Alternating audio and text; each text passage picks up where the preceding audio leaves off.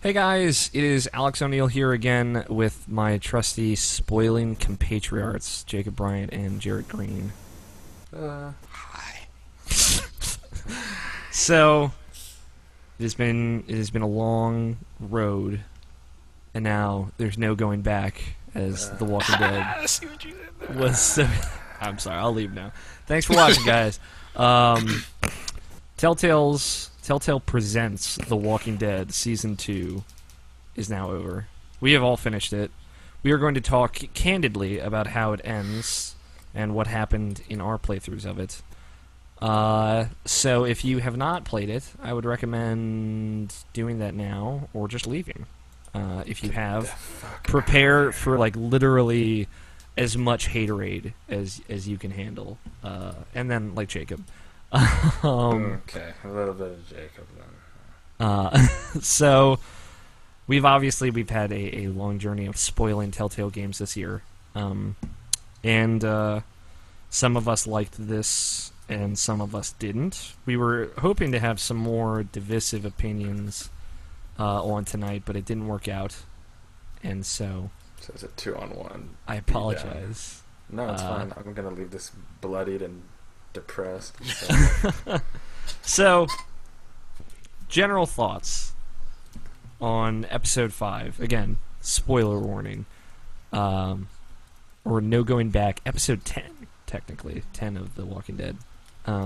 Jacob, what did you think of it? Oh man, so I get to go first, so then I get just. Well, we start on a positive note. Okay, well, I obviously enjoyed Clementine as a playable character more than either of you did throughout the entire thing. So the way mine ended, I won't say yet. We'll leave it ambiguous until we talk about it. But I felt like that was the perfect way. Like I would want my Clementine story to come to an end more than anything else. So that kind of like the way it ended for me, I was like, it wasn't as like deep, or I don't know if deep is the right word, but like, or sad. I wasn't as sad as I was after the first one. But some of the things I had to do, I didn't hate Kenny like you guys did. Some of the things I had to do at the end were a little more depressing for me. Like you, Alex, you said you fucking hated Kenny for the last episode. You were very sick much, of him. I was sick of him. Yeah, that's a better way to put it. I didn't hate him because we did have the history, but I knew where this was going. I pretty much telegraphed that kind of final scene at some point in the last episode of this we did. So like that obviously produced one of my frustrations with this episode. And this is by no means my favorite episode of the season. I think probably episode 3 is probably my favorite of the season. But and some of the stuff, like you said in your interview, like the way they kill off, they just kind of like systematically start removing characters slowly, sometimes randomly. Like I wasn't all for that either, but like the way oh, go ahead. Sorry. That's not what I got. So, but overall, you enjoyed it. You liked how it ended. I liked my ending. Yes, quite a bit. Yeah, I know. I think how many endings are there? 6? Is that what I read? it looks like there are 3 endings, and there are 3 different or 2 different variations of 2 of the endings. So, which is basically the Kenny and Jane, and then Wellington and Jane and family. Which obviously I don't know all the endings quite yet, so I kind of waited to look into anything here. Jared, what did you think of it? Oh boy. I have no idea what Jared thinks of this episode. I haven't had it. So I think, I don't know. Hey, I had complicated feelings about this episode. okay, I think it started so stupid. I was so upset by the way it started. I was not happy with it. Yeah, I had a very hard time suspending disbelief that Russians with automatic weapons got the drop on everyone and killed no one yeah, when it was all said and done. A couple Yeah. people got shot, one in the leg, one in the arm, and that's it. And then suddenly everyone's super Billy Badass and just killed everybody. And the only person who didn't die was Arvo. Yeah. This sort of, I guess, plot device for Kenny's eventual, I guess, degradation. But the only consequence was Luke got shot, and now he becomes a hindrance eventually. But like, you're telling me that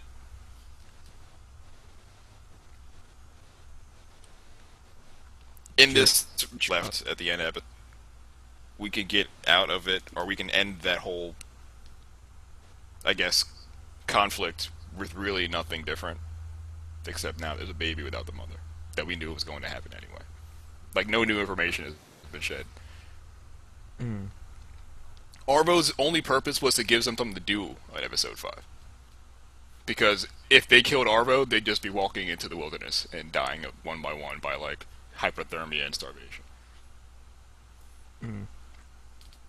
And knowing that, especially towards the end, when I realized none of this really would have happened if Arvo was just shot, then what did the whole first half of this episode even mean to me? Yeah. So I'm like, but I think there are parts of the episode that I actually think were pretty neat, like when they find the house after Luke goes, and Kenny just beats the shit at Arvo. It's like, well, I don't know if I can do this anymore. Yeah, like, there are like a lot of very specific moments in this episode that I actually loved. Like, the moment that I thought I would hate, but really enjoyed, was the Lee moment. Which, I mean, like, I loved kind of everything around that, when Clementine gets shot, and then she has this moment with Lee in her memory, basically. I thought that was really excellent. I thought it kind of like wrapped up a little too neat, but I think a lot of things in this episode wrapped up a little too neat. Yes. But yeah, like, so, I mean, I guess I'll get into it later. Continue what you're saying, Jarrett, if you have anything else to say.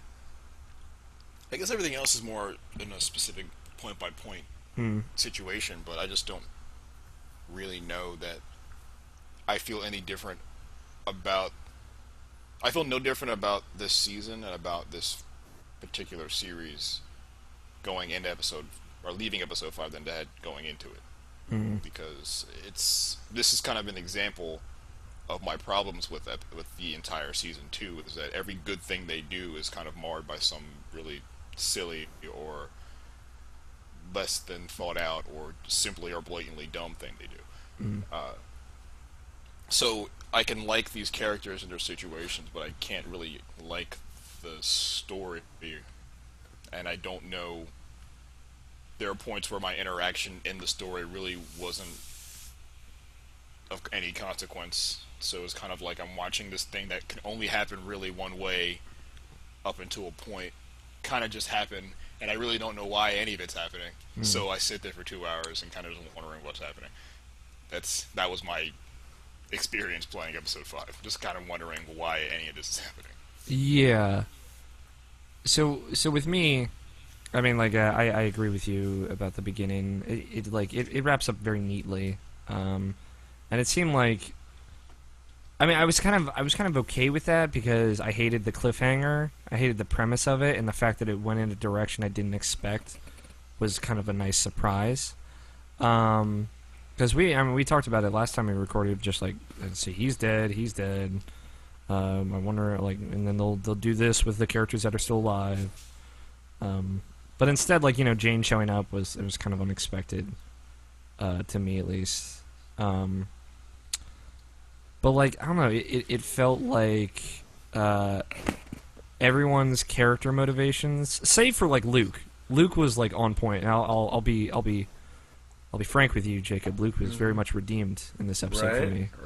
Right. And it's like the moment I shared with him when I was like just talking to him was like really good. It was like one of my favorite moments of the episode. But like the characterization felt like completely out of left field. So Bonnie has a thing for Luke. Where did that come from? Because they haven't established that ever before, and that becomes like a serious problem later on for reasons that seem completely idiotic to me. The Kenny jumping back and forth, acting completely differently, didn't come off to me as he's unstable. It came off to me as this doesn't feel right or make any sense. So, like, it feels like they're pulling this weird anger out of context for nothing, for no reason.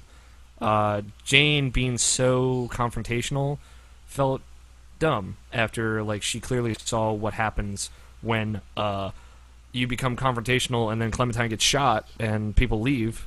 So why is she being so antagonistic? Why is she prodding the problem? It didn't make any sense to me. Why is it that everybody's treating Clementine like an adult up until she starts talking, and then they treat her like a kid? But they're willing to throw all these huge decisions on her, and then they're never happy with her response to them. It made no sense. It felt super inconsistent to me.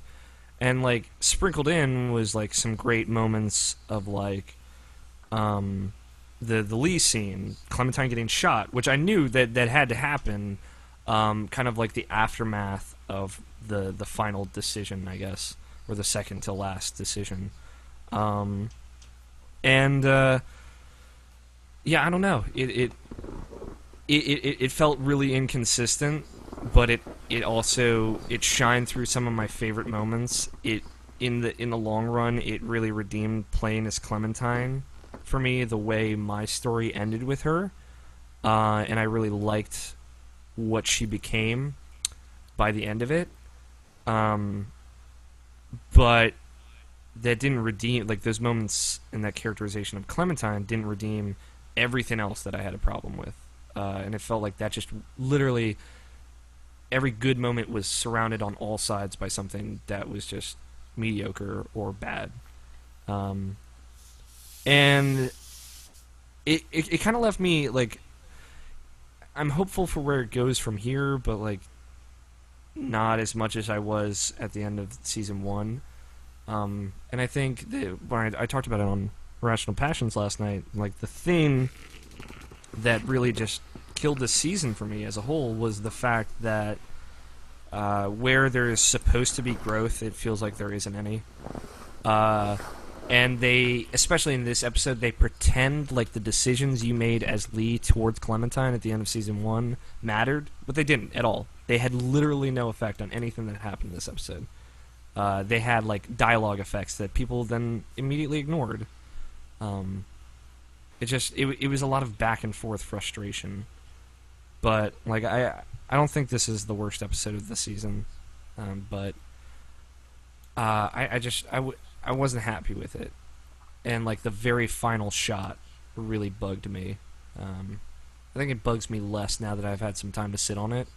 But I still wasn't very happy with it. So, and, like, I would say, like, I've been pretty vocal about it because people have been asking me, why didn't you like it, you know? Like, just because I didn't like it doesn't mean other people didn't, so I have, like, a lot of specific problems, and I am writing the full season review, and I'm hoping to specifically break down the points where this season kind of fell apart for me in that. So, like, I'm going to support what I didn't like about this season in detail.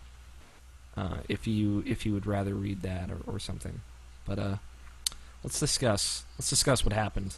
So the episode begins at the as the result of the cliffhanger. Just all the Russians are dead, and then so, like, did you guys go for the baby or go for cover? I didn't want to go for the baby, but I did. Jarrett? I went for cover.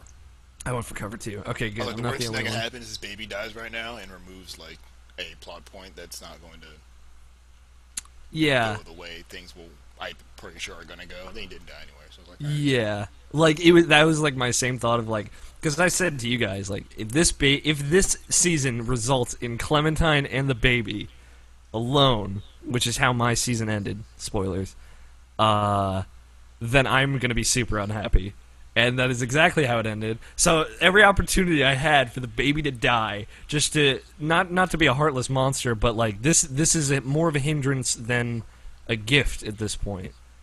I kind of took it. I guess, like, regardless, I'm a heartless monster, so... You are. But, like, not Jacob, sorry. Luke gets shot either way, so... Oh, okay. Yes, I've just been equated to the Luke of this podcast. You know, that's a good thing now. You're definitely not a pedophile. So... Yeah. I gotta know, did you guys hit on Luke a little bit? Like, when you have the option to at the campfire? Where you're like, you have an option, you're like, Clementine's like, I would have gone back for you. I did. And then Bonnie's like, You got all the ladies going after you now, and I was like, fuck, I hope no one else picked this.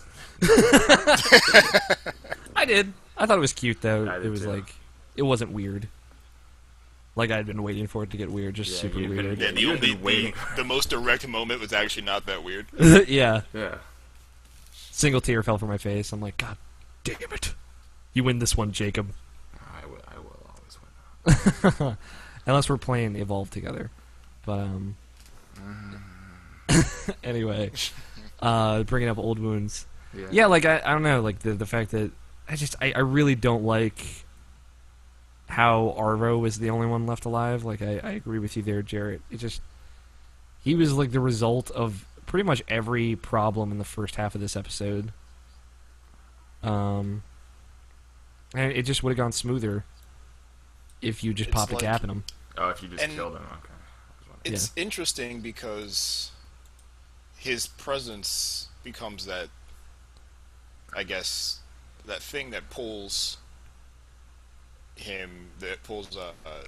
Kenny back to, like, bad Kenny every single time. Yeah. And I guess that kind of makes sense in a sort of, if you try to evaluate his condition in like in a bipolar sort of situation. Like, it really only takes one trigger to throw you back into an extreme. Mm-hmm. And his super direct want of Arvo not being here against everyone else's sort of pushback against it, that creates an interesting, like,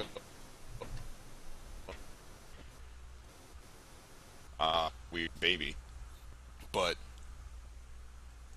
of the people who should have survived that gunfight, the guy with braces on his legs that can't hold a gun is not that person. You know, I think what makes is like if you're in a gunfight with a bunch of Russians, are you gonna focus your fire on the guy in the leg braces or the guys with the guns? Probably the guys with the guns, but he tried to do something and no one shot him. People were ready to shoot unarmed people in broad daylight episodes ago because they were in a field and no one knew who they were. They were super ready to shoot the shit out of them. But Yeah. he's made 2 attempts before that fight's over to shoot and kill someone, and they just ignore him. Yeah, like Or they get distracted by other scarier Russians. I think also like contributing to my frustration with Arvo just as a plot device was because he wasn't a character. God knows he didn't have like any arc. But like he like him living was fine, and I thought that could have actually pulled out an interesting aspect of your decision in episode 4 of like whether you fucking stole from him or not. But then there's a moment where you shoot his sister zombie in the face, and then he glares at you, and then from that point on, he's like glaring at you every opportunity he gets. And it's like, are you not seeing the shit of him like clearly being like, I'm gonna kill you at some point? And it just, yeah, it felt weird. Like it was one of those things, like the Twilight Zone episode of the fucking clown on the wing of the plane, bouncing up, Yeah. jumping up and down, and no one else saw it because they chose not to. And it was like, it was super frustrating. Of being like, every time I had the opportunity, I wasn't like, let's fucking kill him, but I was like, we shouldn't trust him. Why are you siding with him? Like, I don't think he should be with us. Like, you don't have to kill him. We don't have to execute him, but he shouldn't come with us. Which is interesting because I chose for him to come with us. Or not choose for him to come with us, but like kind of we make the choice. They make the choice for you because he says there's supplies and whatnot. Yeah. And you're kind of told you had like 2 decisions: go without him and try to find whatever you can, or go get the supplies with him. So I chose to get the supplies take him with us to show the supplies. And every time he was getting like pushed a little bit too hard, I'd tell Kenny to chill out. But Me too. it's funny because and this is really only something you figure out in hindsight, and it becomes a different sort of critique at that point. Yeah. But like you were saying, you end up shooting his sister anyway. You know about his sister in episode 4 because he mentions her and that she needs medicine. And then you decide to steal from her or not steal from her. If you didn't steal from him, chances are you would have to shoot his sister. Yeah. Removing any the space where there's no hostility already built up between you and him. You've artificially now made that hostility. So after shooting his sister, which you can't avoid doing, you're in the same situation anyway. Like, I stole from Arvo. If I didn't steal from, and when Arvo sees you, he's like, "That's the bitch that stole from me." Yeah. And he carries that, and then compounds the idea that you just shot his sister in the face, and that becomes his hostility. If you didn't steal from him and you shoot his sister in the face anyway, it's going to be the same hostility. Yep. So there's really no point. So the stealing from him or not really doesn't matter. And chances are, with that medicine, you would have Rebecca probably still had the baby and been fine, and she probably still would have ended up dying at the end of the episode anyway. So So did these choices really even matter at all? Yeah. And you don't know that until you play an entire series and then kind of look back at what these choices meant to each other. But that's becoming the more difficult thing about this particular season, is because you're starting to realize that you start to see how they cover the tracks. Yeah. It becomes more transparent. And now you start looking for the tracks before you have the opportunity to cover them, and that becomes distracting, especially when the things that are happening in the context of the story aren't all that great. So you end up playing this game in two levels. Yeah. What did you think? That became a very distracting point for me in this game, I think. Yeah. Jacob? What did you think of Arvo, just in general? In general, I didn't like him at all. But like I said, I did everything that Jared did. Like, I didn't like him, but I was like, Kenny, stop being such a fucking dick to him. And yes, of course, we'll keep you alive. And I went over, like, when he's tied up in the whatever that like electrical area is where they make camp. I went over and was like, sorry about shooting your sister. And, like, I was at you, and you're like, I was nice to him the whole time, but I didn't. I mean, maybe I was playing disingenuously by being nice to him in the game when I really wanted to just cap him. But yeah.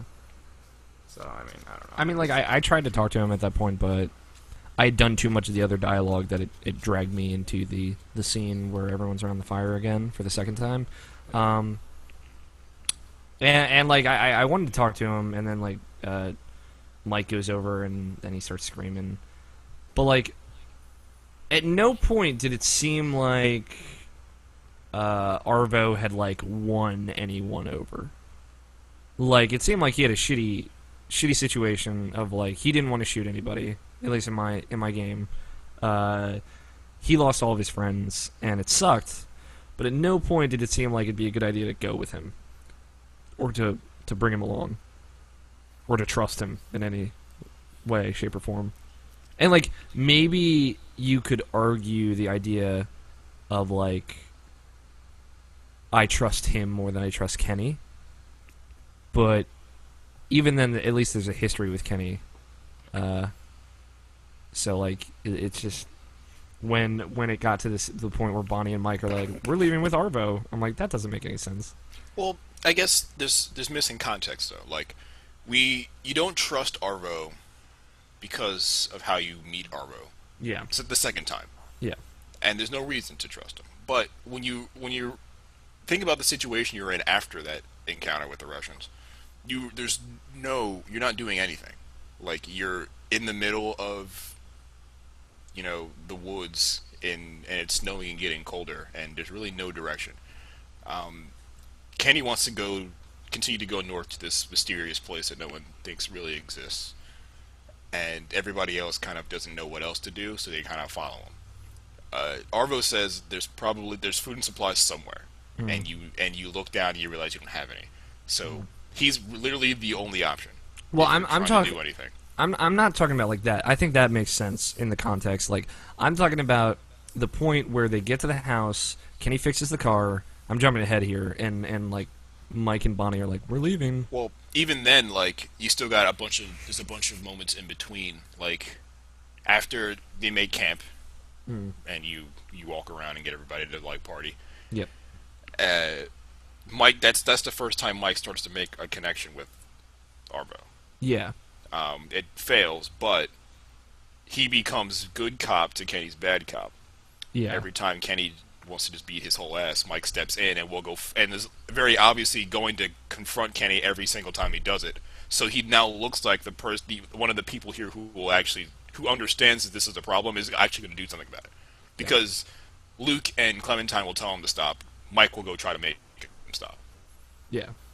And like, I appreciated like Mike. His kind of, I thought Mike was kind of like a surprisingly strong character.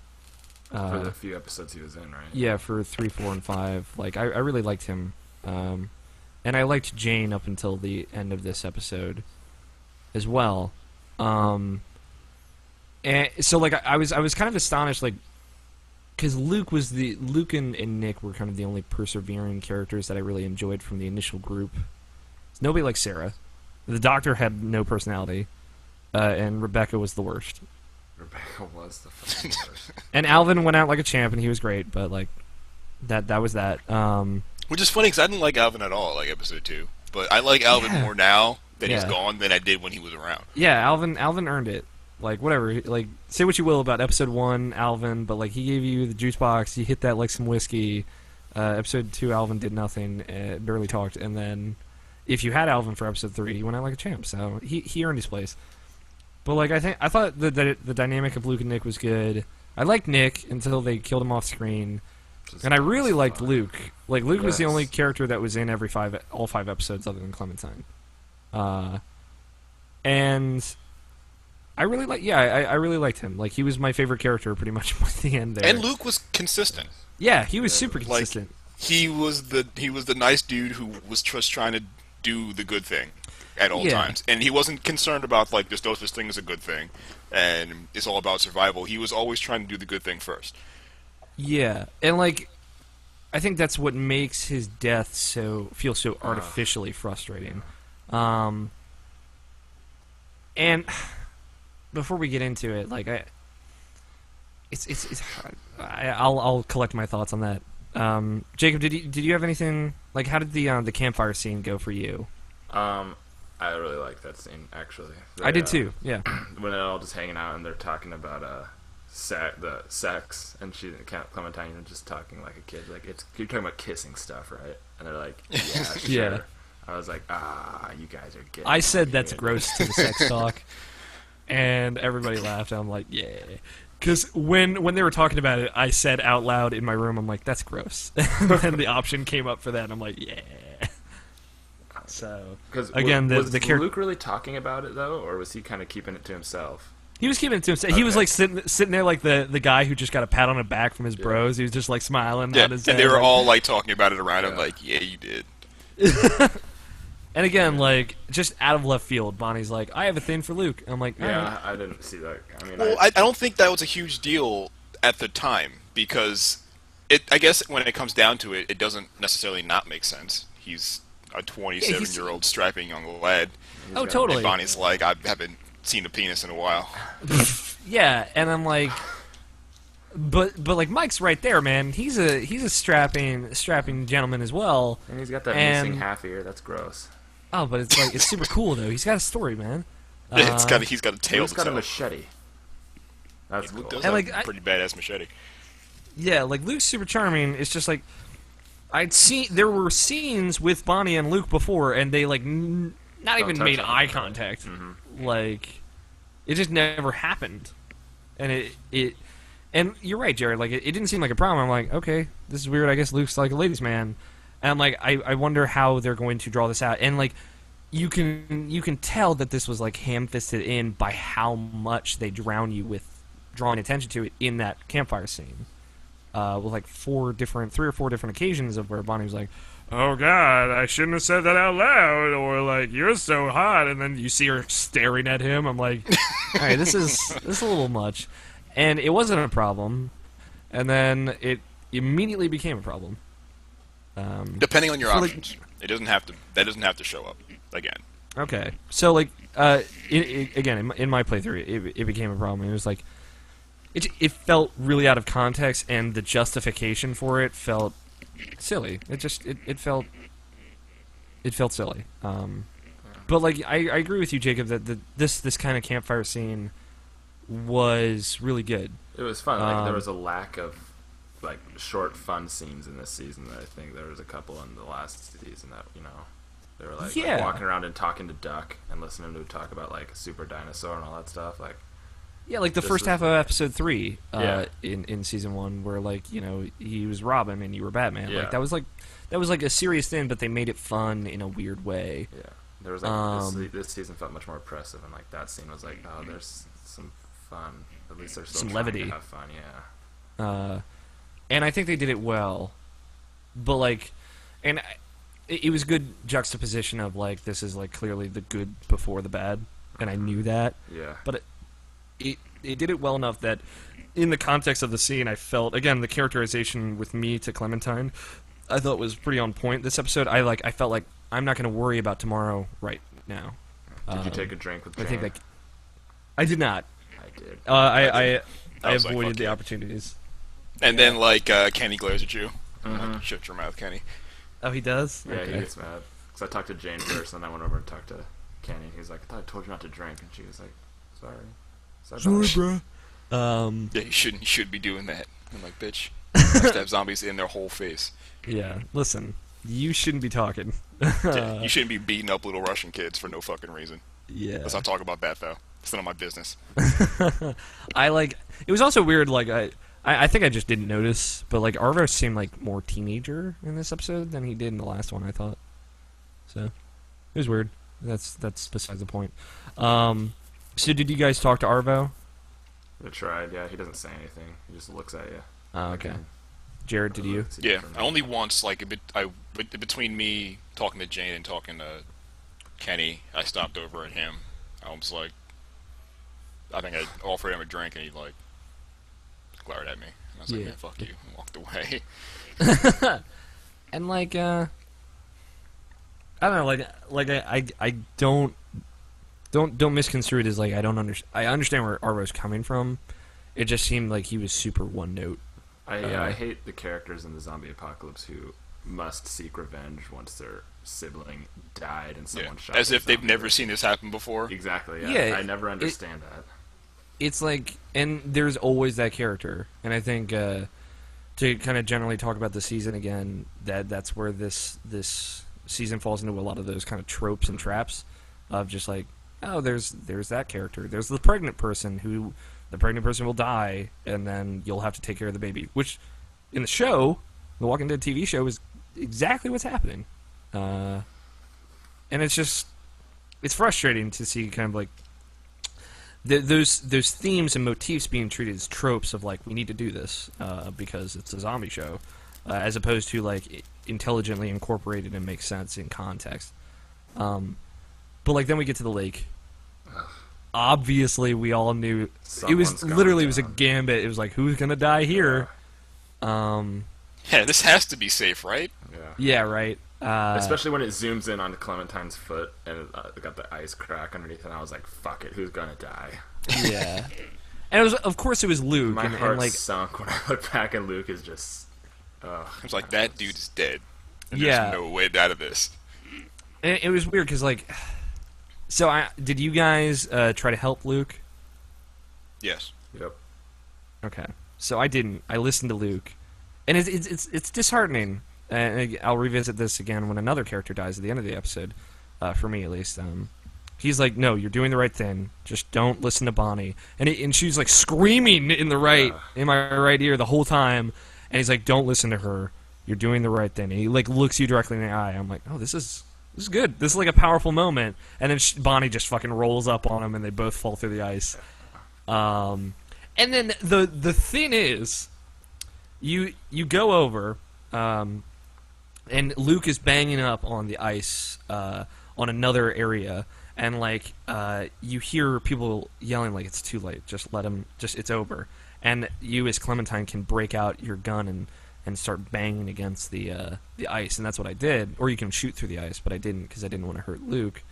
And like just before it cracks, Luke kind of like falls back down, and then it cracks and you fall through, and Jane grabs you, and then in the background you see Bonnie jump out of the ice. I was wondering how I saw the scene afterwards, but how the fuck does Bonnie just get out so She easily? like fucking Super Mario leap out of the fucking ice. Pretty much, she's just like fucking dolphin arc out of the ice, and like there's just a hole over there, and she pops out, rolls over, and then she's like super pissed at you. Yeah. So how'd it go down for you guys? Jacob, you can have this because I know it's close to you. This is your shit. You do the classic, like, I'm an inch towards you as the ice is still breaking, and then you get within like arm's reach, and then you fall in, and you're both in the water. So Bonnie doesn't ever fall in the water when you go forward, and the Clementine's like swimming around, and she gets grabbed by a zombie. Luke swoops in, saves the day, like chokes the zombie out basically underwater, which probably does nothing. And Clementine goes up, and Luke's coming up, and then the zombie grabs Luke's foot, and then it's like the Titanic. And you just see Luke just get pulled It's like a down, 10-second slow motion of him just his falling hand into is the out, darkness. Oh, and you man. just see him fade into nothing, and I was like, fucking Christ. Well, when you fall in, like you bump into Luke, and he's already drowned, dead. right? He's already dead, and you stare at him in the face, and you like grab him, and then you get grabbed out. Him and Bonnie falling at the same time. How does Luke drown so fast, and Bonnie has still got all the air to break out of the ice herself? That's kind of contributed to like why this was bullshit for me. Like Luke just completely the literally your bro through the whole season, probably the MVP of the season because he's literally in every episode, just dies unceremoniously for no good reason. And like I get like, oh, this thing happens, people die, but it was like it was surrounded by all these things that didn't make sense. Like at least in your guys' playthrough, he died like a champion. And yours he dies because Bonnie's an ass. And in this, he dies because Bonnie fucked up, and he's screaming at her to like stop, no, don't come any closer. And she's like, no, I can do it. And then she fucks up, he dies, she's fine, and then she blames you for not doing anything. And it just so like, how does Bonnie treat you two, your two Clementines? Well, when you come out of the ice, you're freezing. Yeah. So they pick you up. I don't know if Bonnie does or Jane does, but you pick you up and run you to the fireplace inside and find a way to light a fire. Meanwhile, Kenny's like, man, this is obviously Arvo's fault. Yeah. So let me beat his whole ass. And then Mike starts yelling at Kenny, and then you can side with either of them and just be like, guys, I'm fucking cold as shit over here. Yeah, I'm actually dying, so please do something about this. Yeah, that's what I said. I'm like, I'm fucking dying. like what happens is Jane grabbed me, and then she's carrying me. She's like, Jesus fucking Christ, she's gonna die. And Bonnie's like next to her, shivering and cold as well. I'm not though. She's a bitch. And she's like, you could have done anything, something. And I'm like, are you fucking serious right now? And that conversation never happens. And then like later. Afterwards, when Bonnie's fucking smoking a cigarette outside, like, where the fuck did you get cigarettes, one? She's like, you know exactly what you did. And then walks away. I'm like, I know what I did. You killed Luke. Excuse me. Yeah, we don't have that conversation either. Yeah, she just seems like sad, but like... She has like this, like, I'm broken look in her face, but not that conversation. Yeah, oh, God. And like... I did things the way I wanted to do them. It's not like reflecting bad on the decision itself. Like that is how it should have gone, in my opinion. Like that's how it played out, and I liked it. But complete bullshit. Bonnie's entire reaction to it when she literally is the reason Luke died. He could have like slip and slided off of that crack device if she hadn't fucked it. So. I instead opted to cover Luke also. I killed the walkers that were coming from behind him, which I thought... Can we talk about how the walkers that just magically appeared out of the woods and are super fast and no one knew that? Yeah, it was like... Once again, in the context of this episode, the walkers seem more like a convenient... Well, they're here now, so we have to address them. Is that a classic, whenever we are dangerously going over some landscape, the walkers, it's like a magnet for them. Yeah, it's like the bridge. Yeah, I was gonna. Yeah, exactly. Just like when they were everywhere on the bridge out of nowhere. They literally were walking through the woods that, like, literally like minutes ago and saw none of these walkers. And as soon as they hit the ice, the walkers got out of stealth and are now ninja walkers. Yeah, they're like, we got this. All right, everybody go.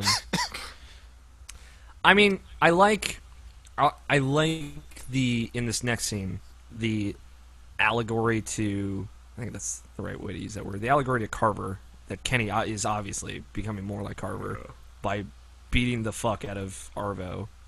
I thought it was good. It was a little heavy-handed, but I thought it was good. And again, like, that was one of the characterizations of Kenny that's like, this makes sense. Like, I see where they're going for it. But then, of course, they just kept jumping back and forth and back and forth. So then I guess, like, I mean, is there anything like really important that happens? You have a talk with Kenny after he gets the car engine started. Yeah, well, while you're trying to help him get the car started. Yeah. I don't think anything really happens before that, but... Yeah, you talk to him, and again, like, and he's it's like this normal Kenny there, like, so normal Kenny. It's weird, and again, I said in my review, like, you could play that off, you could suspend your disbelief to tell yourself that, oh, this is him becoming more and more unstable. But no, that's not what it was. It was him, like when you're changing his bandages, and he's like totally fine. He's like super nice, and then he's literally at 1,000,000 degrees seconds later, and then you're talking to him, and then he just goes ballistic seconds later. It's like that doesn't work for Kenny, because like he has a swelling anger. Like you could see that in The Walking Dead season 1.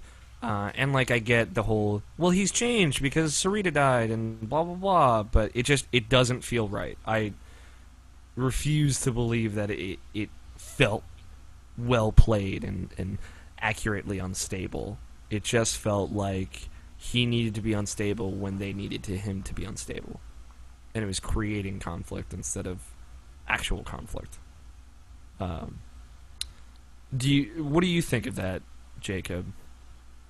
About Kenny being unstable? Just like kind of jumping back and forth. Yeah, he did jump. I mean, times I was like, I get it, because Clementine's like the only fixture left of when things were kind of still making sense, so he's obviously going to, be more normal around her than he is around anyone else.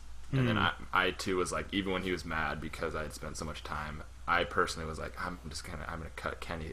I basically gave him every break I could. I was like, he's had a rough go of it, guys, more than most. Which is why I think it worked for me more than it might have for you guys, because my mindset was like, fuck, he's just like, I had the friendship with him with Lee, and then he was like, the first couple episodes, he's like a little weird, like right when you meet him in the loft, but he's like it's Kenny, guys, it's Kenny, don't worry about it, it's Kenny. Yeah. And then he starts going off the deep end, but I kept cutting him slack until the end, and I was like, God damn it, Kenny, too much. Yeah, and like, I definitely cut him a lot of slack, and I was like, I was as Clement to my, like, I love you, Kenny, you're my friend, and you look after me, and but like, I think I got understandably annoyed with him in certain contexts, like, I was like, you're scaring people, stop it, like. Yeah. I did say stuff like that, like, you're clearly butting heads with everyone. Sometimes it seems like for no other reason than because you're supposed to. Yeah. Or that's what you're expected to do at this point. What about you, Jared? I guess it's pretty much the same sentiment, though I think Kenny's, issues are a bit more explainable. Because Kenny's had these issues since the first time you meet him. You see it when he talks to Sarita. There's a weird moment when they're like decorating a Christmas tree or something like that. Sarita wants him to do like, something. Duck would have loved this. Yeah.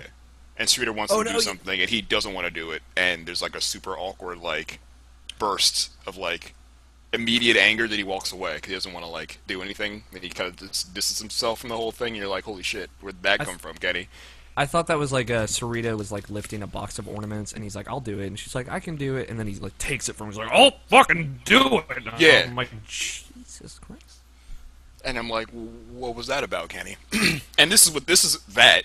but to like the umpteenth. The problem I'm having is that becomes every time there's a problem within the group, it's always Kenny, and it's always the same reason. Yep. And they threw Arvo in there to be that reason every single time. Yeah. And there's a lot of that in this episode. Even before, like, back to the lake, the same things could have happened in the lake without the walkers. Yep.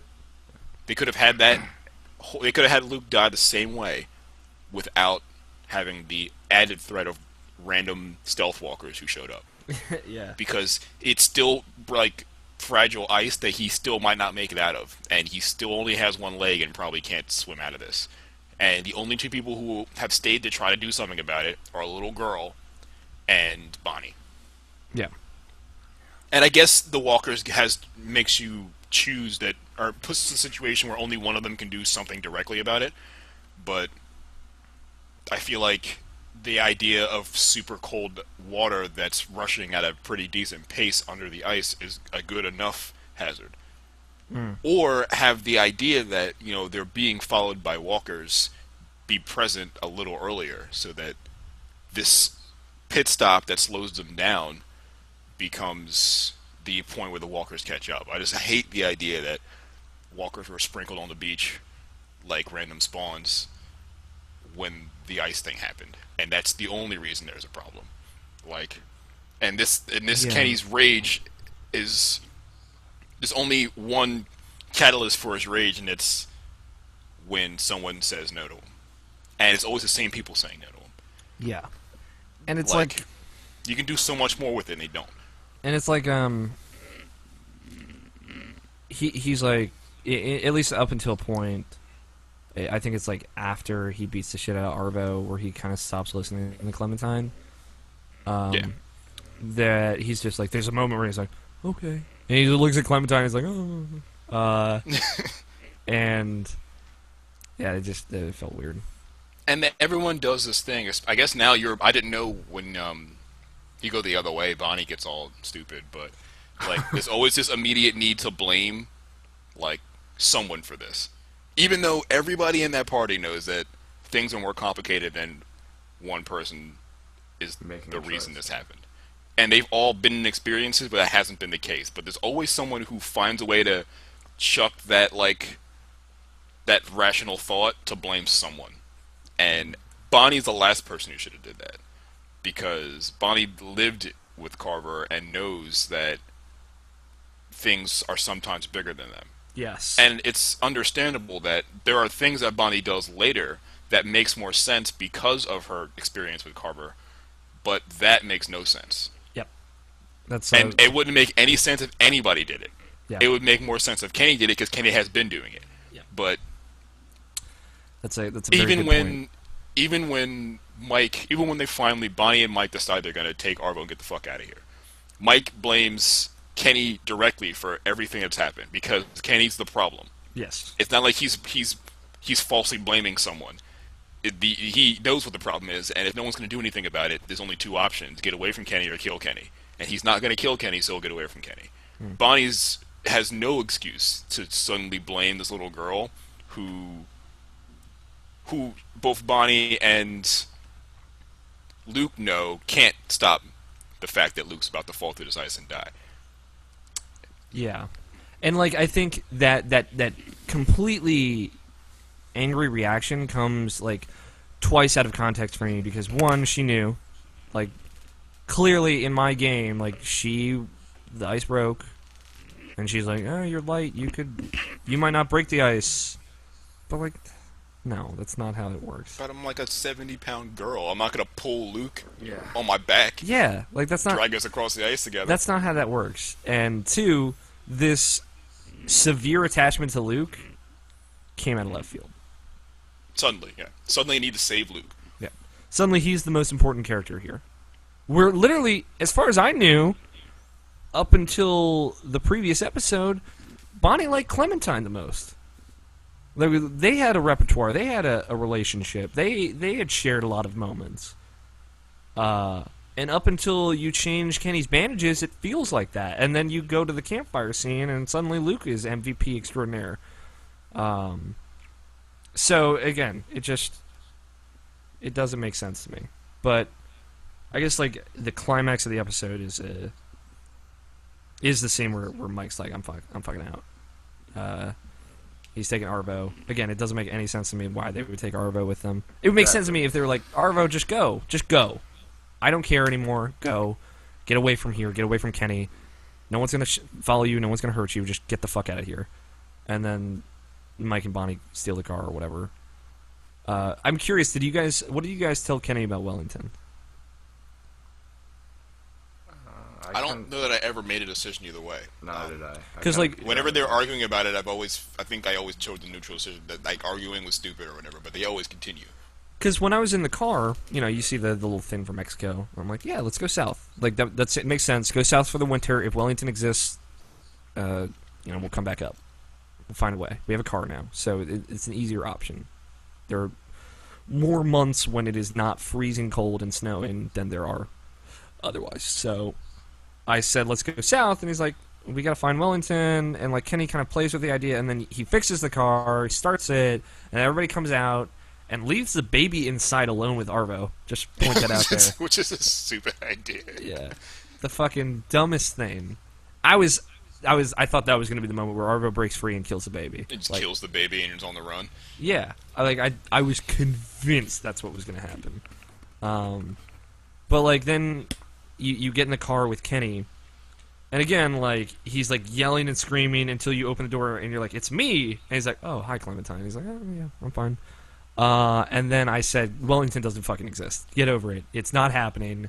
I don't believe in it. And he's like, you don't know how much it hurts me to hear you say that. And I'm like, fucking whatever, Kenny. Like that was like I was kind of placating to Kenny this episode. Like, don't get me wrong, Jacob. I was still mostly on his side. But it was that reaction that kind of like turned me away from him the most. And him, beating the shit out of Arvo literally every chance he got. I didn't give a fuck about that. I mean, like, I didn't care about Arvo, but like in my mind, it's like, first it's Arvo, then he's dead, then it's Mike, and then he's dead. That's how I was seeing it, like Carver, like you were kind of supposed to see it. So then you get shot. All right, fuck that whole. When I went outside and I was like, what the hell is going on? Yeah, right. Here? Why would they take Arvo? I don't get that at all. Yeah, it doesn't make any sense. I think if I had to think about why they would even take Arvo, what's the other option? They're not escaping Kenny just to escape Kenny. Arvo's the reason Kenny is the way he is right now, and his reaction to Arvo is the reason that they're afraid of Kenny. Yeah. Mike has this relationship he's been slowly building in the background with Arvo. Like, every time Arvo gets beat, Mike's the person either trying to stop Kenny from beating him, or he's the first person there to try to like talk him down from whatever happened to him.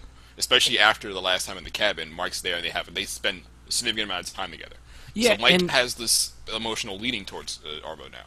Yeah, and if they like had like a dialogue between like an audible dialogue, just for the player, not even maybe for Clementine, but like maybe like she was sleeping and like she could hear Arvo and Mike talking, like that would have made a lot of sense, and I think it would have made it feel better and make more sense to me as the player when it happened, at least that aspect of it. But they hand Arvo a gun. And that's the stupid shit. Exactly. And they're like, we are going together. And you obviously, I fucking pull out the gun. I'm like, what the fuck are you doing? And Mike's walking towards me. But like at this point, I like Mike. Like I said, I threatened the shit out of Mike at that point. I was like, what the hell do you think? I said, like, I know he's not going to hurt me. I put down the gun. He took it, and he's like, listen, we're just going to go, and that's it. And I'm like, okay. And there's the moment where it's like, ask if you can go with Mike. I'm like, all right, no, I'm not gonna fuck Kenny that way. If I leave Kenny, it'll be because I tell him that I'm leaving him. And so like then you get shot. How did that scene play for you, Jacob? So you're threatening. I didn't pull my gun right when I saw him. I just said something, and then he just pulls the gun anyways. I was like, okay, whatever. I thought we were gonna do this a little differently, but pulled my gun. And I threatened him when he's like walking towards me, but then he just takes the gun from you. And I was like, okay. That Is there works any too. way to shoot him? I don't know. Like, if I press R1, like, there's no prompt, but if I just did it, would he have ever been shot? Because I did the same thing. No. I'm sure not. Like, I trusted Mike, and I understood why he left. I'm pretty sure I said that. Like, I get why you're leaving. But I talked about. Did you? But talk you can't about take our leaving? supplies, Mike. Yeah, I was like, you're taking literally everything we have. Yeah, I said, and he was like, all right, we're going to leave the food. And I'm like, okay. And he's like, I just want to go. That's all we're going to do. And then Arvo shoots you. He panics and he shoots you. Does Even he after- panic, though, when or I- does he want to shoot you? Well, I drop the gun, and it looks like he panics, and then he shoots you. And, like, that was a moment, like, I kind of expected it, but it still scared the shit out of me when it happened. I didn't expect it. didn't I didn't expect him expect it. to look surprised about it. If he was going to shoot me, he should have wanted to. Yeah, because he clearly wanted to. Like, that's But not the up for point where question. there is no tension, the little girl doesn't have the gun anymore, so literally they're in no danger. Isn't the point when you shoot her by accident? Yeah. And his expression looked weird, and like then you see him duck off, and then you pass out. And like I liked that happened. I thought that made complete sense. And I liked how it was kind of played. Like the Bonnie and Mike leaving isn't what bothered me. It was that Arvo went with them. It's that Arvo had a gun. It's that Arvo had the opportunity to shoot you in the first place. That's what frustrated me. But like then you have the scene with Lee, which is obviously taken directly out of The Walking Dead season 1. Now I can see this like totally rubbing people the wrong way as super contrived, but I when I look at it as like that happened in that episode, normally I think I would say like that was a stupid thing that shouldn't have happened. But I really liked it in this context. And it gave me kind of like a closure in a weird way of like, I like Lee more than I like Clementine, but I like Clementine differently.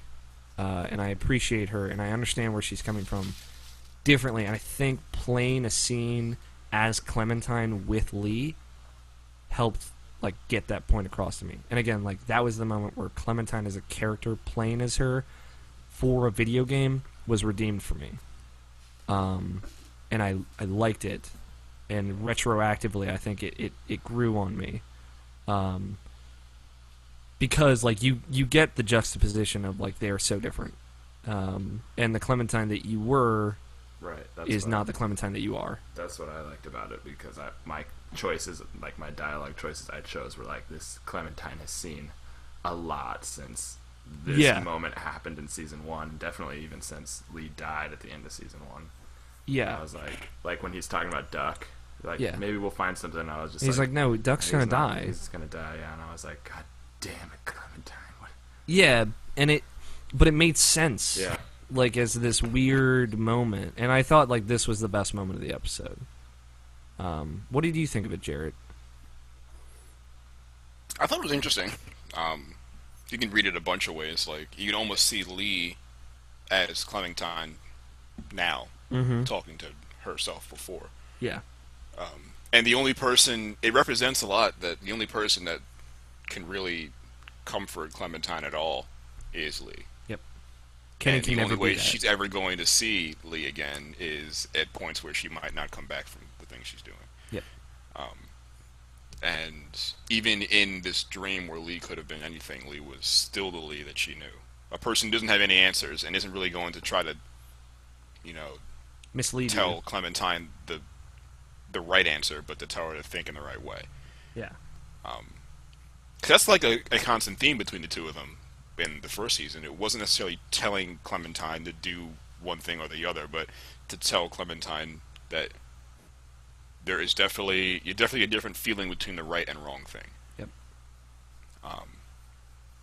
And when you're doing things that aren't great, you have to really think about why you're doing them. Yeah. And that was a good throwback to a time when you didn't have to make those decisions. And by you, I mean Clementine, because you made this decision as Lee, but Lee was an adult. Yeah. And it's also interesting, Lee's the first person, the first adult to really take you seriously in that episode. Yep. Because no adult talked to you in like a respectable manner, really, except maybe Jane. But Or everybody Luke. else is like, oh, you're Clementine, you're young, and Luke. Yeah.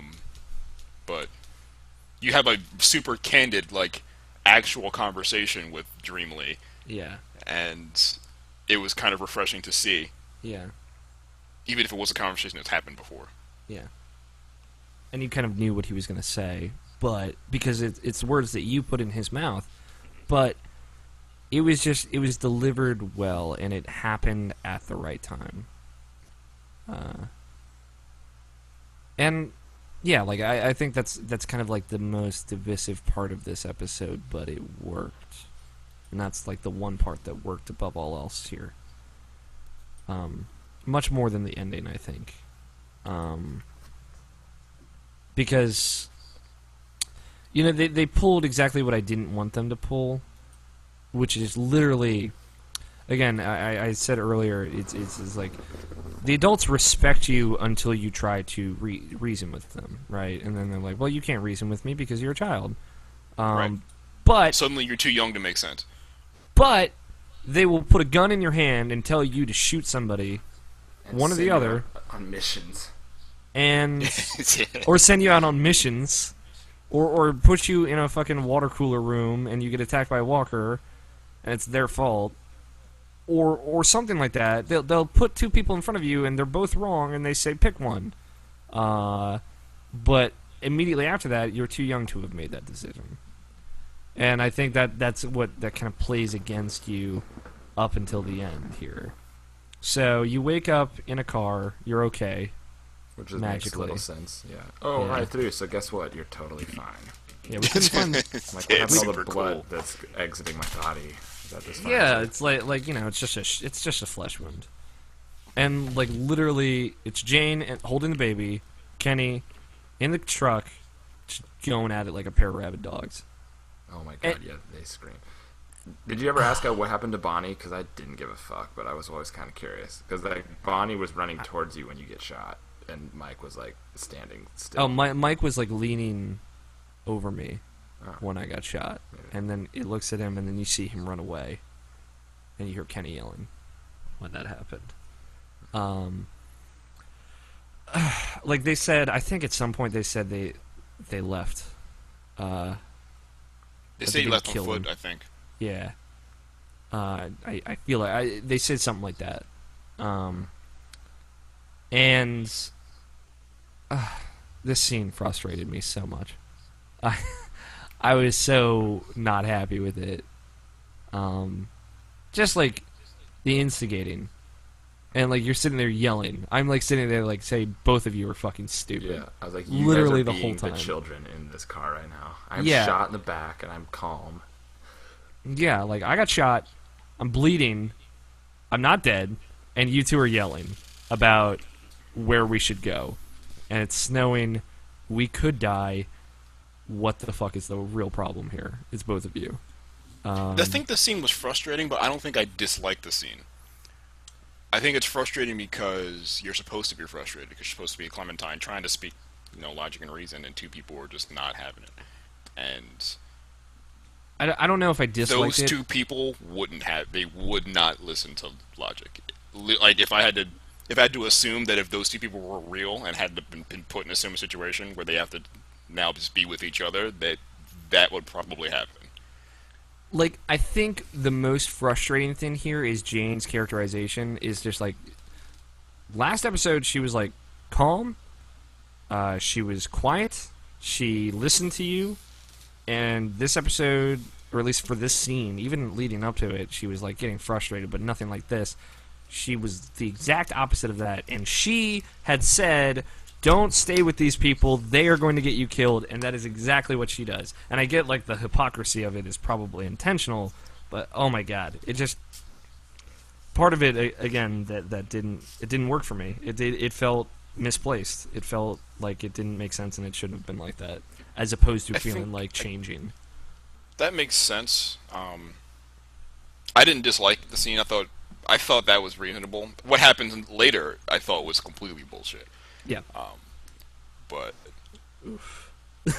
at that particular point in the car, I thought that was one of those conversations that have to happen and had to happen eventually. Yeah. And there is no other time this could have happened, and except right now. It's just unfortunate it happens to be happening like when they're driving at high speeds in the middle of the snow, and they have no food or anything like that. Yeah, and I agree with you. That's a good point. What about you, Jacob? I kind of, well, I mean, I obviously was frustrated with it too, but like Jared said, it's probably what they were going for. And I never chose, this is another situation where I never chose a side. I was just neutral, like, you guys need to shut the fuck up and we need to figure out where we're going. You should probably slow down. Yeah. You should probably slow down. Yeah. Have you looked through the windshield? Like, you can't see shit. I mean, you're not looking through the windshield, you're looking through Jane's fucking soul right now. Yeah. But yeah, no, I mean... They were going at each other good, though. Like, some of those things, I was like... Oh my god, like, some of those things were Christ. so not okay. Yeah. And, like, there's, like, a moment where they stop talking, and then they just start going at it again. That was that, too. Yeah, they're like, it's just completely calm, everyone's fine, and then out of nowhere, it's just like, oh, yeah, you remember when all your entire family died, and it's all your fault, Kenny? And I was like, Jesus fucking Christ! Yeah. And, like, They hit something and they're like, "Are you okay?" "Yeah, I'm okay." "Oh, okay, good." Oh, yeah. And then like, "Well, fuck your whole family." Yeah, I mean, could just be me, but like I think it just placated less to me because like in my head I'm the adult Clementine that made all of your adult decisions and will continue to make adult decisions, and like the continued lack of respect is just, it is turning me away from everything in a bad way. But then the car crashes, Jane pieces out, you kill Walker, Kenny just fucking got out of the car, and then they're like, "Clementine, drive!" And I was like, like, you fucking kidding me? Yeah. And then you go through the snowstorm, and get to the. Did any of you like run into walkers while you're in the snowstorm? No, I didn't like that much. Two, I was like, I think. I didn't. But you have the opportunity to shoot them, and I'm like, I didn't even see you, so whatever. Yeah, I walked past I them. avoided all of them. I was like, I felt like that was like one or two screens a little too long for just being able to walk past everyone. It reminded me of the Uncharted 3 desert thing. Yeah. And I was like, I don't think I need to walk this desert anymore. I think I get that he's alone. Could have been just a little bit shorter, and I think it might have helped the pacing. But I don't think it was like terrible by any means. Especially considering like there were like 2 action scenes in this entire episode. Yeah. But then like you get to the fucking place, the rest stop, and Kenny's there, and then Jane shows up without AJ. At this point, I'm like, fucking finally. Yeah, no kidding. I was like, now we're cooking. Yeah, like now it's gonna get interesting. And I'm like, again, like I knew exactly what was gonna happen next. I'm like, Kenny's gonna either see a corpse Jane or was like, I'm gonna show you how. Did anyone else think that that's a totally unfair approach to show him? I was like, yes, it wasn't Kenny's kid, and yes, he had formed a really weirdly close attachment to AJ already. Yeah. But like, anyone who thinks that that person just let their baby die, is going to go off the deep end, regardless of whether he had been currently wishy-washy at best mentally. Yeah, and like Kenny had literally committed his whole life to raising this kid. Mm-hmm. Like we all knew that. Like he's like, I'm gonna raise this kid. I'm gonna raise him right. He's gonna take care of this place, and he's gonna take care of you, and you're gonna take care of him. Like and he's like, this is gonna be. Like, he treated it like this is gonna be my last thing that I do. Which made sense for Kenny, I think. Yeah. Because he was a father and he lost his kid, and he can't raise Clementine because Lee did that, and this is what you're gonna do. So like, yeah, it was not okay. And then, obviously, again, this went exactly where I thought it would. And Jane's like, I'm going to show you how he really is. I'm like, really? You're just showing me how much of a psychopath you are. Yeah. Because I was a big fan of Jane in the last episode, and for like a decent portion of this one, but at this point I was like, Jane, you are literally no better than Kenny at this point. Like, that you would even think that this is the way You can't just to do be a this. psycho bitch right now. Yeah. It doesn't make any sense. Yeah. You can't entrap Kenny into a situation where you would have where you know Kenny's triggers. Yeah. And one of the biggest ones is that child, and what you're going to do is pretend he's dead. Yeah. And that's going to show you the real Kenny. You know the real Kenny. Yeah. And just shrug it off like, oops, my bad. Just lost the baby, no big deal. Yeah. Force him to be this crazy Kenny again, and then be like, look how bad Kenny is. Oh, by the way, the baby's not dead. And, like, look how awesome that is, though, right? It was so placating because, like, I knew Kenny was a fucking problem. I'm not fucking stupid. I can see that. But you literally adding fuel to the fire in the car, and now here, out of nowhere, again, like, Jane, this whole part of her character seemed completely out of left field. It literally just makes everything worse. So what is the train of logic that you are on, that you're chugga-chugga-choo-chewing on? And can you get me aboard that, because there's probably some good drugs involved? It didn't make any sense, and I knew where this was going. They start wrestling, and then they stop. I was waiting for the minute where one of them hits Clementine. I was Yeah. like, there it is. Kenny pushes me back, and I was like, God damn it, Kenny! Whoever did that to me is gonna lose a lot of points when it comes to my decision. Yeah. That I'm obviously gonna have to make. Yeah, so, like, then, of course, you have the option to look away and let Kenny kill Jane, or to shoot Kenny. So, decisions. I shot Kenny. I shot Kenny. So So I told you, like last episode, I was going to shoot Kenny. As soon as shit was popping off, Yeah, and I said- I got the opportunity to shoot him, I'm shooting Kenny. I'm pretty sure I said the same thing. I was just like, you made this necessary. But again, Jane made this necessary. Yeah, that's the problem. He didn't make it necessary this time. The time when I have to do something about Kenny wasn't necessarily Kenny's fault.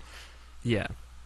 And I will say, like, again, one of my favorite parts of the episode, it's like the conversation with Luke and Kenny after when you changed his bandages, the Lee scene, and then Kenny's reaction to you shooting him are my three favorite parts of this episode. That scene was like, And it was like, made it worth me shooting him for that scene. Yeah, it did. It was like, you did the right thing. Like, you're right. I went off the deep end. This is my fault.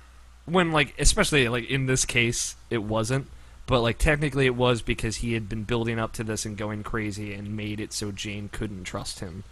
But that made it work. That made the decision all right. And if it had ended there, I would have been okay with it. But it kept going.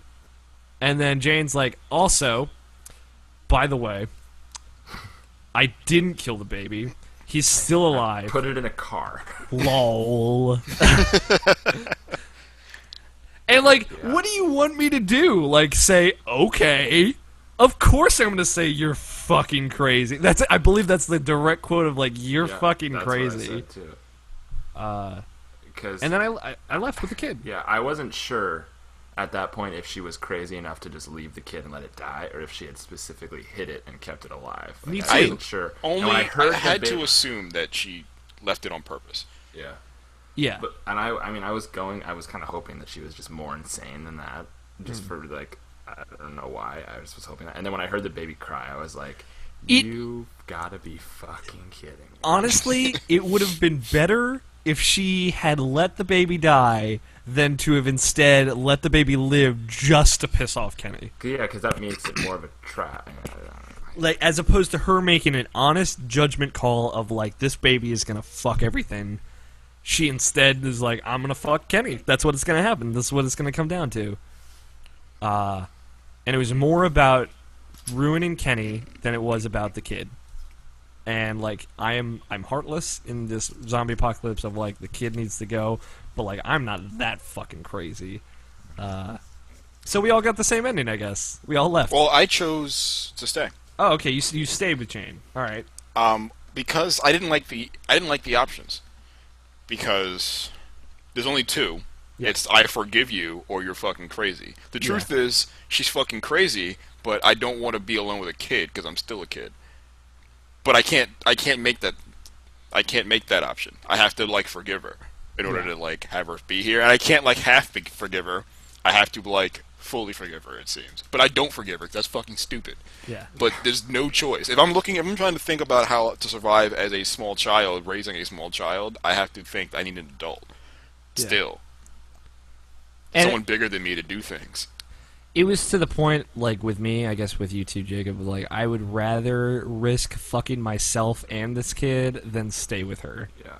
Yeah, my reasoning was like this whole season has pretty much been about Clementine being too young, but still having all the responsibility of the group, pretty much. Yeah. And I was like, half of the problems we ran into, well, probably all of the problems we ran into are because of fucking adults.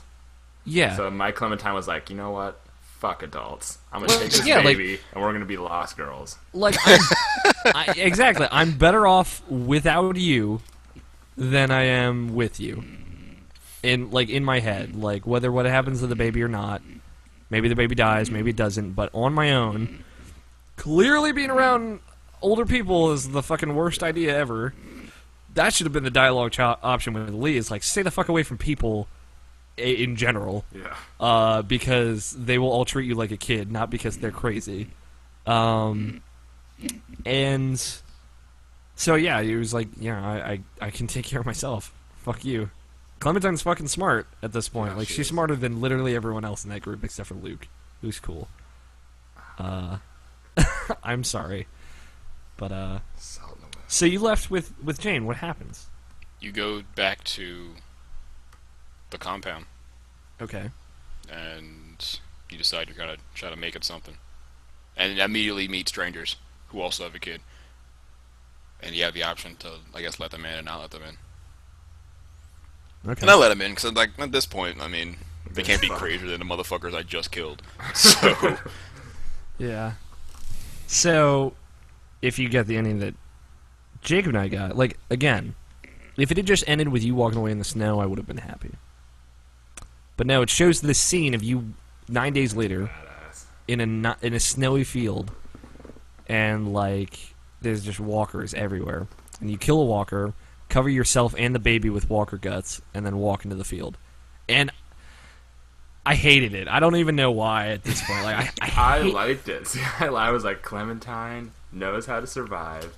I mean, she's rubbing those guts deep into her bullet wound, which I was not. which is like really like not gonna work. Yeah, but aside from that, I was like, she knows what she's doing. She knows how to get away from the big packs of zombies, and she obviously knows how to kill people and singular zombies. So I was like, Yeah. you do Like, your thing. I think I would have liked it if the baby wasn't there. Like, if there was just, like, Oh, they yeah. they didn't address that the baby was gone.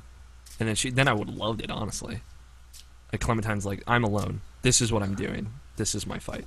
And, like, that would have been badass to me. Because that ending, if there was no kid and it was just Clementine doing that, that's almost, like, heartbreaking. Like, she's, like, a savage now. She's just covered in walker guts with a hatchet and just on her own, murdering her way through groups. But you can't leave a cliffhanger like, where'd the kid go? Yeah. Yeah. That's like ridiculous. You're like, oh, the kid's just gone. I mean, I would have liked it, but, you know, that's me. You can't wait a year to figure out what happened to this child that was completely what was there, and then 30 seconds later, not. And that's it. Yeah. See you next season.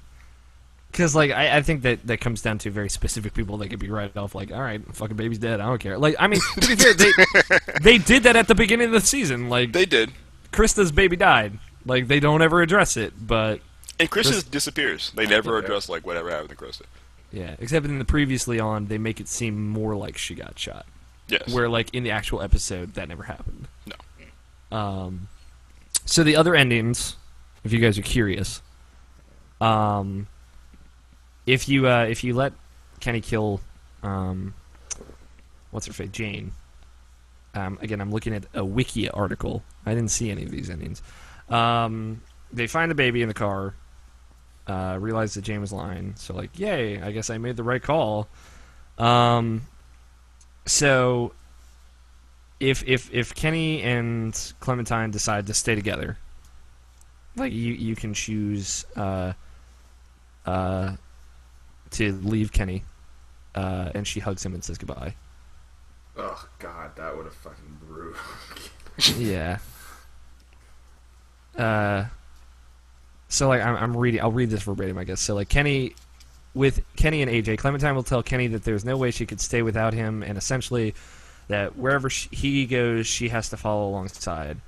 The woman speaking to them, a woman named Edith. Edith stops them at Wellington, so they go north and see Wellington, and says that Wellington is overpopulated and they are not taking new survivors in. Kenny will plead with Edith to just take Clementine and AJ. Clementine will disagree with this and both begin crying. Clementine will be given two choices. So you can stay with Kenny and AJ. So the woman speaking to them will give them 2 bags full of supplies and tells them to check in again in a few months for more space at Wellington. Kenny will look at Clementine smiling as he tells her she is as stubborn as a damn mule, to which she replies, "Yeah, wonder where I got that from," which would have broken Jacob. Yep. A smile on her face also, the two would then gladly walk over the distance together with AJ, both ready for the challenge that the two may face next. In the alternate, Clementine will hug Kenny as they have a tearful goodbye before he states that he has to leave now and not look back before either of them change their mind. He gives Clementine his hat and says to give it to AJ when he grows up to tell him of Alvin and Rebecca. Before Kenny walks away, his final words are, I'm glad to have met you, Clementine." The doors to Wellington would then open, and Clementine and AJ enter, leaving Kenny walking away in the background before the doors close shut. Yikes. So, Oddly enough, those are both better endings. Oh, totally. Those are way better endings. Apparently you don't betray someone you met in season 1 if you want good endings. Apparently. Yeah, those would have ruined my night. Yeah. Either one. If Kenny gave me his fucking hat, I would have been like, Kenny, why?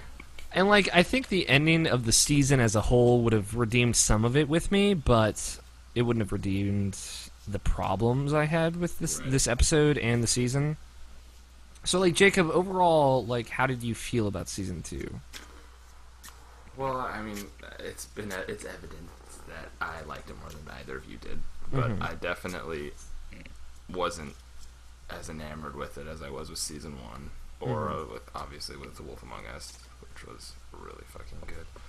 But I don't know. I mean, playing as Clementine, I thought that was cool right from the beginning. You don't usually get to play as a kid a lot, and seeing her like transition from like the end of season 1 where you kind of see her like learning how to survive on her own to like guiding her through that kind of sort of, even though you're just her. Yeah. I dug that the whole way through right from the beginning, playing as Clementine and like being the kid the person that everyone kind of either looks through or looks down on, and just having to deal with that and having to figure out how to survive with that handicap that you don't usually see in post-apocalyptic stories. Yeah, I mean, like, I'm glad that you liked it. I think a big problem I had with the season was definitely playing Clementine and just me not being super into it until literally just up until the end. But like with me, and I'm gonna hopefully elaborate on this more in the end, is that the season would have been good, or at least better for me, if there was like growth in Clementine as a character and like physically and emotionally, whereas like in a lot of cases it felt like she was either too cynical for no reason or just like very downplayed personality-wise. She was always like either scowling or just upset, and sometimes there wasn't a lot of context for it. Obviously, by the end of it, she had plenty of reasons to be upset. But like in a lot of the moments in the first half of the season, it felt weird. But if she started to realize as the episodes go on that literally no one's ever going to take her seriously until she's older, I think I would have liked it more. Or that if as the episodes go on, she started drawing attention and becoming more independent and taking initiative in a different way than what she ended up doing, which was just yelling and screaming at people through 5 episodes and saying, like, I'm not a kid. Listen to me. Why aren't you listening to me? Like, just constantly. Instead, it just felt like a lot of similar notes up until the end when there felt like there was real change. And just it felt off to me that all of the decisions were yours, but none of the dialogue decisions were yours. Like, why am I making all of the important decisions? Why am I getting the option to cut Sarita's arm off or to kill the walker attacking her if it literally doesn't matter? And I'm going to get yelled at either way. Why am I getting the option to shoot Kenny or let him kill someone when it really doesn't matter either way? Like, the outcome of AJ being alive is still true.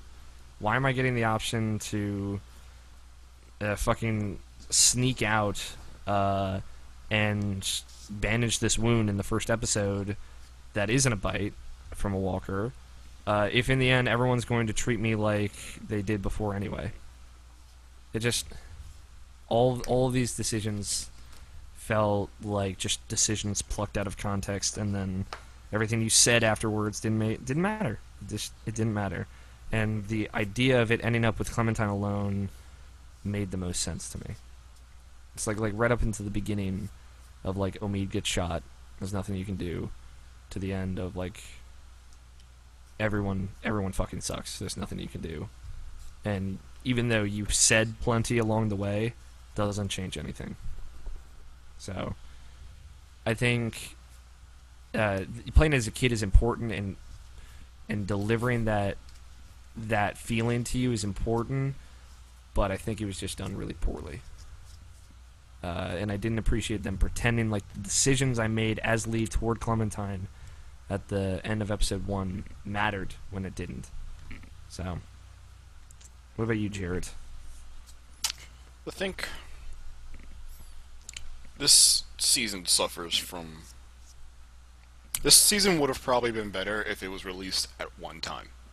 If it wasn't if there weren't episodes, and it would have the sort of choose your own adventure novel approach, where every ending, there's like 100 endings, and they could all happen no matter, and you never really know when they're going to happen. Mm-hmm. Because then a lot of the plot holes that we see and we kind of pick apart afterwards don't necessarily have to exist. These things could have been the ending, but they didn't. Unfortunately, it's not the case. So a lot of these choices that you think are super important get completely demolished, like the next episode. Like when you cut Sarita's arm off. That should have been a big deal. And it was for 2 minutes, and then Sarita dies anyway. And you're like, well, I don't even know what the point of that was. And the best part of the last episode is completely nullified by the beginning of the next episode. Mm-hmm. And there's a lot of that relationship between episodes in this season. There's also a lot of things really aren't gonna happen unless this very silly plot device makes it happen. There are plenty of times in this season where if someone didn't come knock on a door, or someone wasn't there at the time, they'd have nothing to do.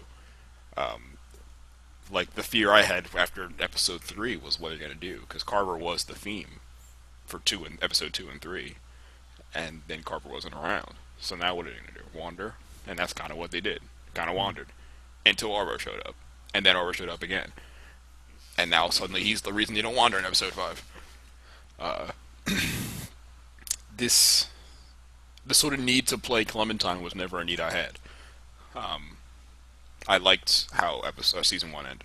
I liked that Lee was going to pass on this wisdom that she has learned just through her experience with him, and she was going to turn into someone better someday. Mm-hmm. I could have just taken that and been fine. Yeah. And you know what? I think this episode, a lot of the storytelling problems I had with it were because there's a lack of context from the other sides. This episode, or this season, would have definitely benefited from a multiple protagonist sort of view. Like, if I didn't play Clementine the entire season, if I had moments where I played someone else and saw things through their eyes, a lot of this development that were like, why did that happen, could have been answered. And it might not have been super popular because people wanted the popular decision was everyone wanted to play as Clementine. But I would have loved to play as Bonnie for a couple minutes in an episode, or even Alvin or someone like that, like just to see what they do, or somebody like Carver. I would have loved to seen these situations they're in from other people's eyes. I would have loved to play as Kenny once, just to know. Because that would reinforce, if I got to play as Kenny and got to make decisions, not decisions that would change Kenny from good Kenny to bad Kenny, but make decisions of different shades of Kenny. Like, to bring it back a little bit to sort of examples that I would bring up for The Wolf Among Us. When you're Bigby Wolf, you're not yourself as Bigby Wolf. You're Bigby Wolf, but you get to make decisions that Bigby Wolf would make. You wouldn't make any decision he wouldn't have done. You kind of guide him. He's still the person he's going to be, but he's three different shades of that person, and that depends on what, dialogue choice you choose right now. I would have definitely loved to see that in season 2 of this series with different characters at certain particular points. I don't think Clementine was a strong enough protagonist or strong enough avatar for me to be in this world, for me to care about it. I had to look back. I had to pull myself out of being Clementine to really be interested in this place. But even then, she's the only piece I can move. But if I could take a step back and pick any other character for a small period of time, see, how Bonnie could get so worked up so quickly about Luke's death from Bonnie's perspective. I don't have to make that leap of logic. That would have been nice. Or to see Mike talking to Arvo and hearing Arvo's point of view. Even if you don't play anything, just be privy to that conversation.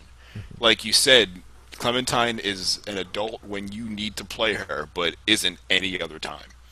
And that's, not only is that frustrating for the player, but it's also not a great way to influence the story at all, because going into it, nothing you say matters unless you're siding with someone. And all that means is you're reinforcing something an adult said that they already respected. They already respect their own opinion. You can't convince anybody of anything. Yeah, and up until the end, because I had that Wikia page open, if you go through the Jane ending and you refuse to let that family in, Jane's like, well, thank you for making the decision, and that's it. It's like, why am I making this decision? Why is this my decision to make? Right. They see an adult and a child with a child. They don't know that you aren't the decision maker, so why are you still to them, you should be the person that they're most afraid of. Yeah, it's like, you commit to one thing. Like, you treat me like a child all the way through, and I do something that's bad, or you treat me like an adult, and you let me make the decisions, and then respect them. Instead of treating me like a child when it's when it's like opportune to do that, forcing adult decisions on me, and then walking away from them, and treating me like you did before, or blaming me for them when they're your fault. Like, instead of making you be a part of those conversations, you could have just been one of the adults in the conversation. Yeah. I think that might have been a better technique. I think it's a good shtick for a little bit, like in episode 1, when you're sitting and you meet the group for the first time, they're all yelling about what to do with you, and you're looking up at them, and you're like, okay, this is me being a child surrounded by adults who think they're better than me, but they're not. And evoking that emotion is good. It's good on them for making you feel like a child in that situation. But then I'm sitting there making all the decisions, choosing to save fucking Pete or Nick, choosing to leave Sarah or take Sarah, choosing to help people or not, choosing to blame someone or not, choosing to tell them about Carver coming to their home or not. No. At that point, you respect me, instead of respecting me when the situation is